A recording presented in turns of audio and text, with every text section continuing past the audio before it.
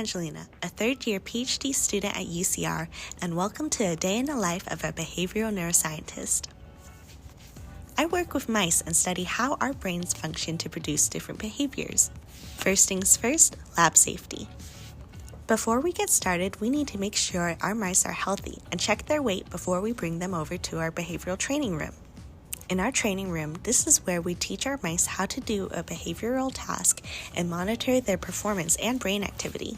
We have 2 stations in each room where we built the machines ourselves, soldering circuit boards and programming an Arduino controller with MATLAB, which is a coding program that we can write custom scripts with. We check and set up our machines and then place the mouse into the setup to learn a selective detection task. But wait, what is selective detection and why do we care? In our everyday life, we pay attention to and ignore different sensory signals. And we use our senses to make decisions and take action. For example, if my goal is to get a cab, I'm using my eyes to be on the lookout for a yellow car. And when I see one, my response is going to be to raise my hand to call the taxi. So the question becomes, how do we filter out the important sensory information and act on it while ignoring distracting sensory information that aren't important to our immediate goals? That's our main question in the lab, and we've created a behavioral paradigm and trained our mice to perform it. It's called the selective detection task. So mice use their whiskers as much as we use our eyes to figure out what's going on in the world around them. We train our mice to detect when a paddle touches the whiskers on one side of the face and respond by licking for a drop of water, and also to ignore when a paddle touches the whiskers on the opposite side of the face.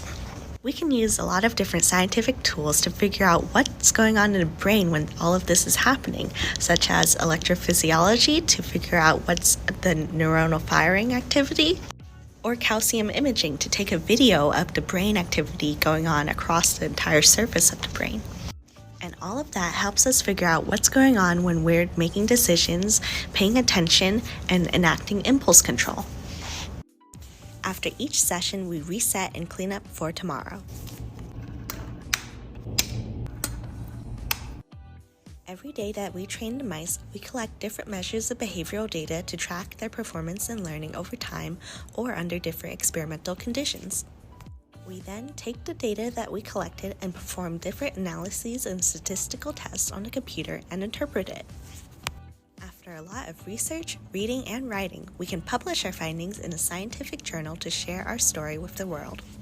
I hope you liked this day in the life and hope to see you soon.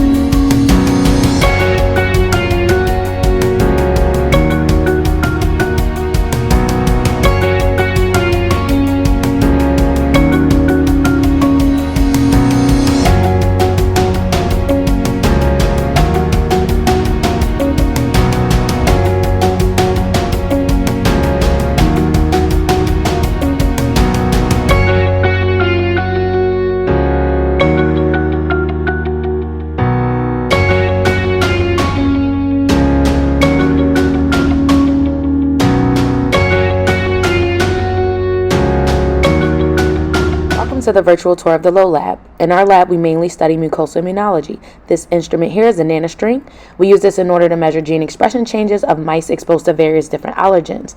These incredible environmental exposure chambers here allow us to expose our mice to various different stimuli in order to study pulmonary inflammatory responses. Here are our incubators, which we typically use to warm samples or grow bacterial cultures.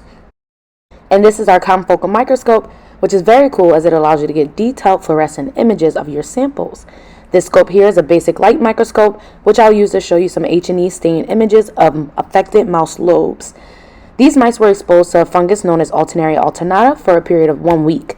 The H&E stain allows you to see any structural changes to the lung tissue, as well as identify any recruitment of inflammatory cells. And with that, I would like to thank you for taking your time and watching this video and participating in this virtual tour. Until next time.